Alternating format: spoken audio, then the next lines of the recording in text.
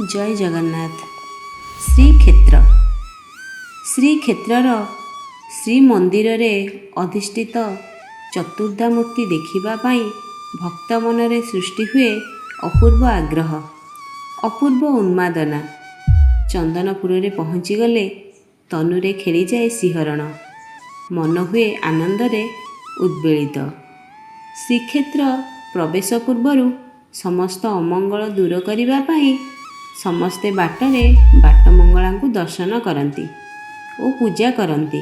बाटमंगलांक सिंदूर चर्चित मुखमंडल, मंदिर रे मंदारर माळ, अगणित दीपावलीर आलोक हृदय सृष्टि करे भावावेग। श्रीक्षेत्रु फेरिबा बेले मध्य श्रद्धालु माने बाटमंगलांकु दर्शन करती। श्रीक्षेत्र मध्य प्रवेश कला परे शरधाबाली को स्पर्श कले भक्तर प्राण शिहरित हुए। समग्र बड़दाण्ड एक प्रशस्त बालीर दाण्ड। एहार गोटे मुंडरे श्रीमंदिर और आर मुंडरे श्री गुंडीचा मंदिर। रथगुड़िकर दक्षिण मोड़ हेबा पाई अधिक जगह आवश्यक, तेणु गुंडीचा घर ठारे बड़दाण्डरे एही अंश सिंहद्वार अंचल अपेक्षा अधिक प्रशस्त।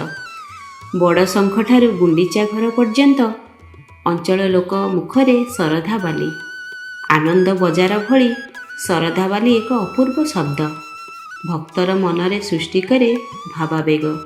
से सांसारिक प्राप्ति और परिव्याप्ति को महत्व दिएना। भक्त कहे, जगन्नाथ हो किछि मागु नाही तोते, धन मागु नाही, जन मागु नाही, मागुछि शरधा बालीरु हाते। पुरातन काल रे एठारे मालिनी नदी प्रवाहित हेउथिला। एहाकू बालीरे पोती गुंडीचा मंदिर को श्रीमंदिर सहित एक सीधा रास्ता द्वारा संजोग करागला। सेही स्थान को शरधाबाली बोली कुहाजाए। किंवदंती अनुसारे त्रयोदश शताब्दी रे भानुदेव पुरीर गजपति भावरे राजत्व करिथिले। तांको महाराणी का नाम थिला श्रद्धा देवी। सेतेबेले मालिनी नदी द्वारा बड़दाण्ड दुई भागरे विभक्त होइथिला। इंद्रद्युम्न राजा प्रथमे समुद्ररु दारु संग्रह करिथिले और गुंडीचा मंदिर रे चतुर्धामूर्तिंकर निर्माण करिथिले। राजा प्रथमे 3टी रथ निर्माण करी ठाकुर मानंकु मालिनी नदी कूलकु नेले। बड़ डंगा द्वारा जीव पार कराई श्रीमंदिरर पार्श्वकु नेइथिले।